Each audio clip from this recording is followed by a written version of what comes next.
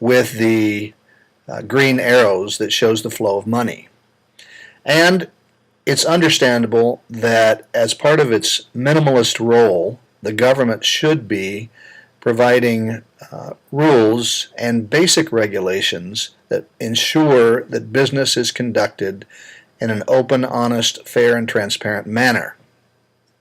However, it's when government starts involving itself in every aspect of our lives, particularly in the free market, that the entire market gets thrown out of kilter. That's when economists develop things called econometrics, which are computer models that try to break down into the very basic inputs as to what makes an economy expand and contract. However, our economy has gotten so complex that even these econometric models are not showing what's happening today or can foretell necessarily what will happen in the future. That's why it's important for government to play as minimal a role as possible in the free market economy. Here you can see, again, the basics of the free market economy. And with these red arrows, what you see are the taxes that are collected from every aspect of the free market. Again, government needs these tax dollars in order to perform its basic functions. Its basic functions do not include picking winners and losers in the free market. The free market should be allowed to grow and contract based on the viability of the individual firms and their products and services. So what happens when the government chooses winners and losers after the 2008 debacle? Well, it started regulating the banks even further.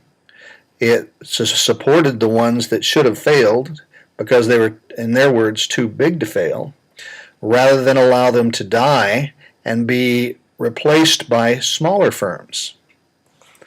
Another example is with AIG and other Wall Street firms that it chose to lend money to in order to keep them afloat while it allowed others to go bankrupt.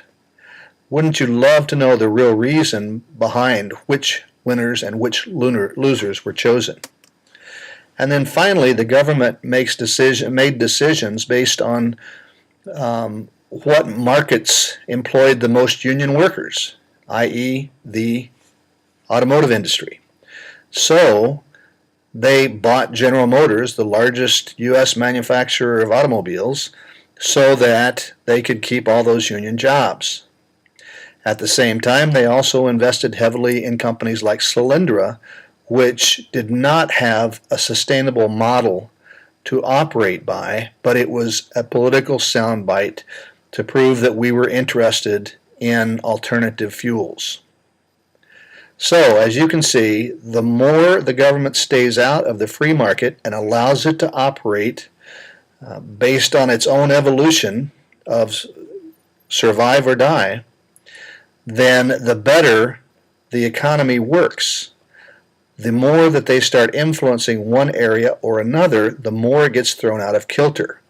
And that's what these econometric models are not able to determine, because government is inept in its decision-making process. It makes decisions based on where the votes come from and where contributions come from. So, to make a long story short, the free market is best left alone with minor rules and regulations that maintain fairness, equity, transparency, and legality.